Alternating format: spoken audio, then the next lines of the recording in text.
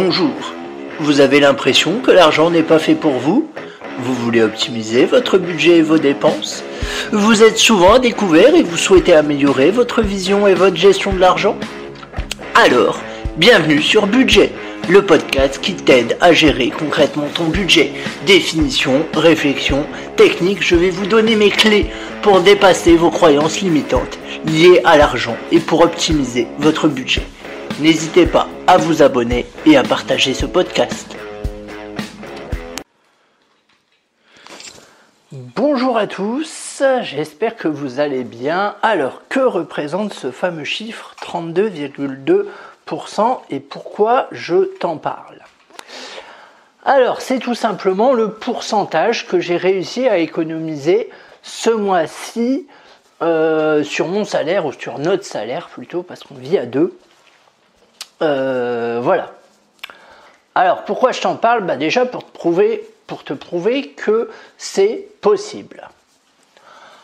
Ensuite, c'est pas pour me vanter que je dis ça, hein. Honnêtement, c'est pas tu me connais, je pense, depuis quelque temps, c'est pas du tout mon style. Je ne suis pas vantard, loin de là. Mais je veux juste te prouver que c'est possible. Sachant que, en gros, à deux, on gagne 3 000 €, un peu plus de 3 000 €, un tout petit peu plus. Je pense qu'on doit gagner 3 100 € et qu'on a un loyer de quasiment 1 000 €. Donc voilà, pour te donner un peu une idée du truc. Donc ça déjà, c'est pour te dire que c'est possible. Et ensuite, c'est pour lutter contre mon fameux syndrome de l'imposteur dont je t'ai déjà parlé dans un épisode. Il y a la suite qui va arriver d'ailleurs d'ici peu. Parce que, comme je le dis souvent, la seule façon de lutter contre le syndrome de l'imposteur, c'est de se prouver à soi-même qu'on est capable, à soi-même et aux autres. Et là, c'est ce que je suis en train de faire en te partageant mes bons résultats dont je suis fier, ce qui veut dire que c'est important pour lutter contre ce syndrome de partager tes victoires. Alors, ou tu les partages avec toi-même, ou tu les partages avec une audience, ou tu les partages avec tes proches, peu importe, mais il faut célébrer vraiment ces victoires. Et moi, ma façon de les célébrer, c'est d'en faire un podcast parce que ça me fait plaisir. Après, je dois te mettre en garde. Ça s'est pas fait en un jour, soyons clairs. Ça fait depuis à peu près 1 à 2 ans, je crois que je m'intéresse à la gestion budgétaire et ça s'est fait peu à peu, petit pas par petit pas. Et là, notamment, je suis arrivé à ce chiffre symbolique de 1 000 € parce qu'on a soldé notre crédit. Sans quoi, j'aurais pas pu y arriver. Mais vu qu'on a soldé le crédit, j'y suis arrivé. Ça s'est pas fait en un jour, comme je le disais. Et il ne faut pas être non plus trop extrême dans son épargne. Je m'explique. Là, pourquoi on épargne 30%? Parce qu'on a un projet de voyage qui démarre en septembre pour lequel il nous faut 15 000 €.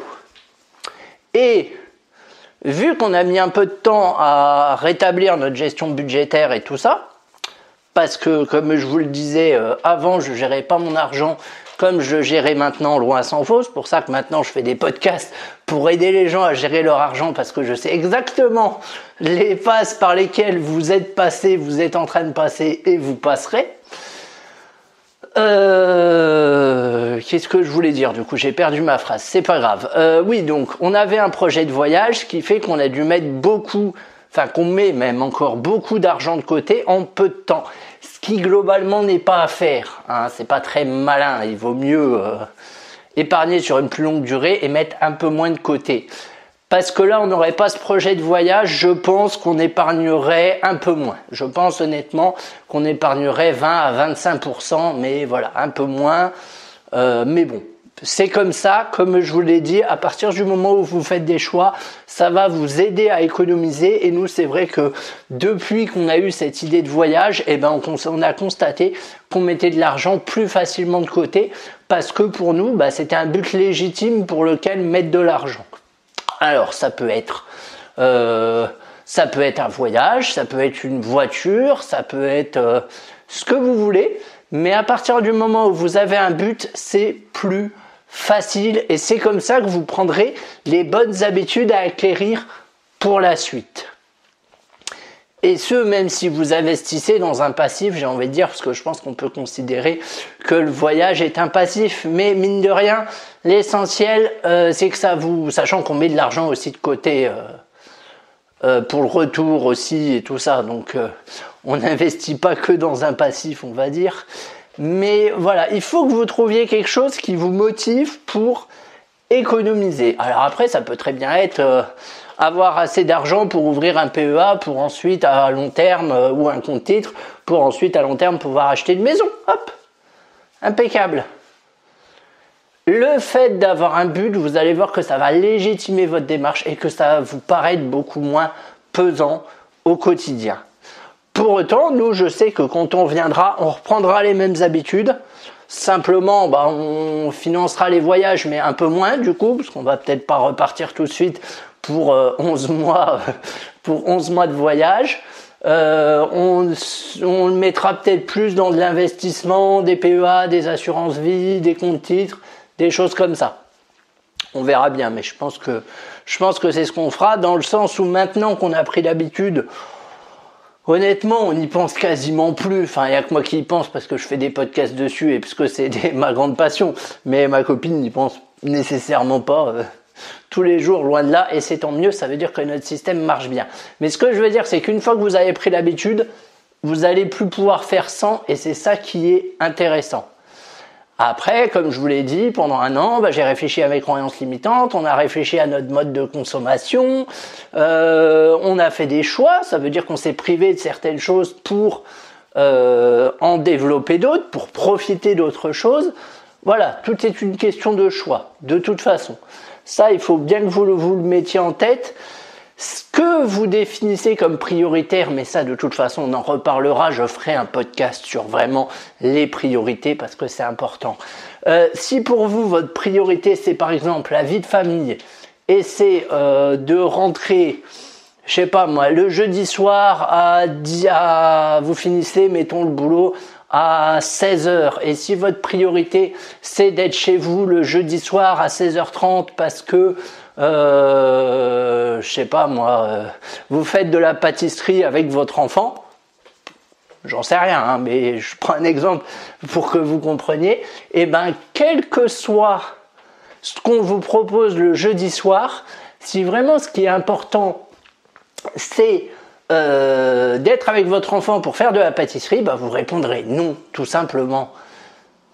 Parce que ce sera en contradiction avec vos valeurs. Alors, je dis de façon un peu grossière, mais c'est un atelier pâtisserie, vous allez me répondre. Mais bon, c'est pas très grave. Ce sera en contradiction avec vos valeurs, ce sera en contradiction avec ce que vous avez choisi. Voilà.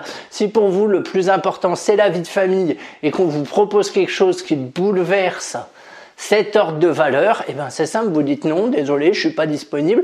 Par contre, je suis disponible à un autre moment. Voilà.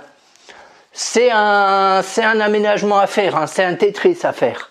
C'est ça, se dégager des priorités et les tenir. Souvent, on les tient pas parce que on se fait happer par d'autres choses. Et ça m'est arrivé de nombreuses fois, croyez-moi. Mais néanmoins, il faut tenir. Si c'est vraiment vos priorités, c'est ce qui vous semble important, numéro 1, tenez-y, investissez dedans. Voilà, en tout cas de mon côté, je suis très fier vraiment de te présenter ces résultats-là. Je trouve que c'est un beau parcours. Voilà, ça légitime aussi un peu plus, je trouve, enfin bien que je pense qu'ils étaient déjà bien légitimes, mais ça légitime un peu plus, je trouve, mon contenu de podcast. Ça me donne envie d'en faire encore plus. Là, je vais essayer de passer au niveau dessus avec des conseils encore plus performants et encore plus impactants. En tout cas, je te dis à très vite et une bonne journée.